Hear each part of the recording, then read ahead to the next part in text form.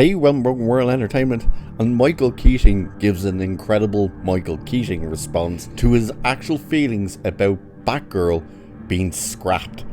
Yet he's broken his silence while promoting Beetlejuice, and he says it basically he doesn't care, that it was big fun, and gave him a nice paycheck. Yeah.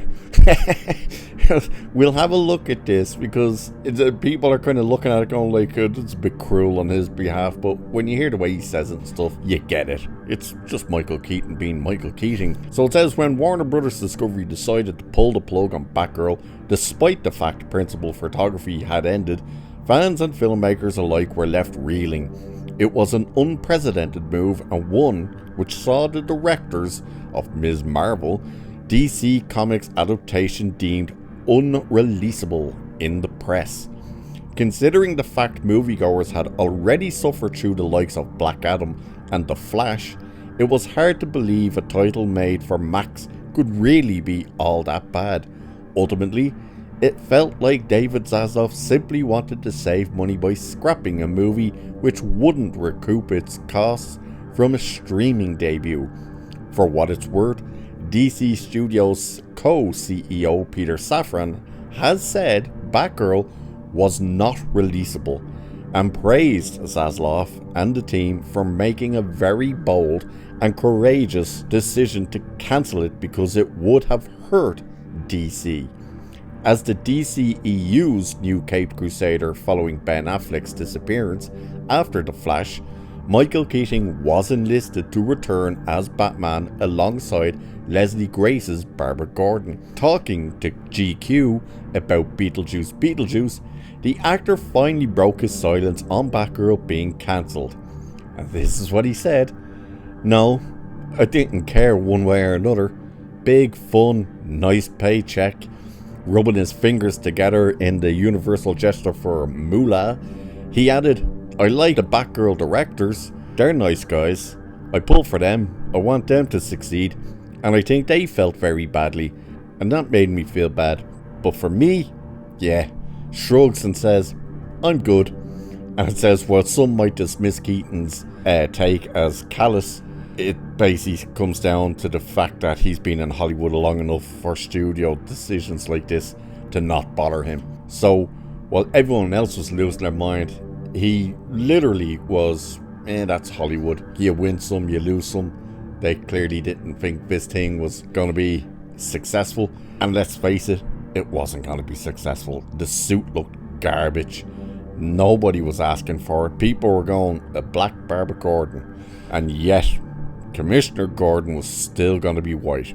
It also made no sense. It was like, they have Michael Keaton from the Tim Burton universe that's going to be a part of the Zack Snyder universe and what is meant to be some sort of new universe. Like, it was just a mess.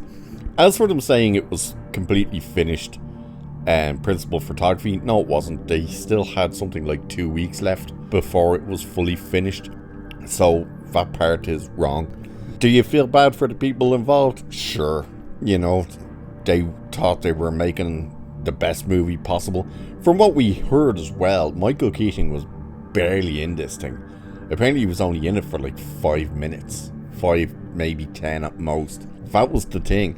And apparently all the scenes he was in were just basically rehashed scenes from Batman Returns. They even did basically the ball scene.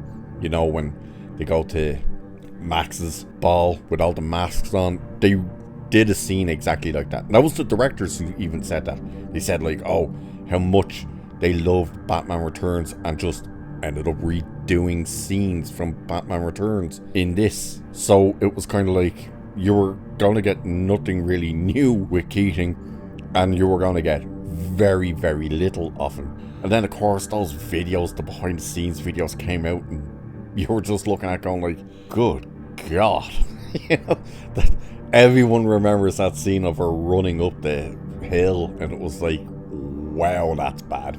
It was just insane. But clearly, if Keaton got paid, the rest of them got paid. So they got paid for their work. It's just the movie doesn't come out. So why would they really care? Obviously, the filmmakers would care because it's the case of, we got the film DC movie and we had Michael Keaton back as Batman and yada yada yada, and now no one's going to get to see it. And don't forget, those two guys tried to actually steal the footage. If you remember that, they actually came out and said, oh yeah, we tried to go in and get copies of it, but we couldn't find them, they were gone. So it was like, you were literally trying to steal something that didn't belong to you, wasn't yours. You know, you didn't finance it, nothing like that. You simply directed this thing, and you were trying to steal Warner Brothers property. The thing could end up seeing the light of day at some stage. God only knows. Who knows what James Gunn could do? That idiot could turn around and go, you know what, finish it and we'll put it out and say it's in a different universe or some crap. I think it would be a massive mistake. You know, maybe finish it and just release it on DVD or something. You know, I suppose it could work that way. But does anyone really care at this stage? Like, honestly, does anyone actually care about this Batgirl movie? There was no interest for it, no hype. The damage was already done before they start filming this thing when James Gunn came in and said, everything is non-canon. It was like, oh, okay. So what was the point in putting it out anyway? It would have just been another disaster. So, Michael Keaton simply says, it doesn't bother me. I got paid. Proper Michael Keaton answer, I suppose. So, with that, like, share, subscribe. You know the drill. Cheers, and I'll catch you in the next one.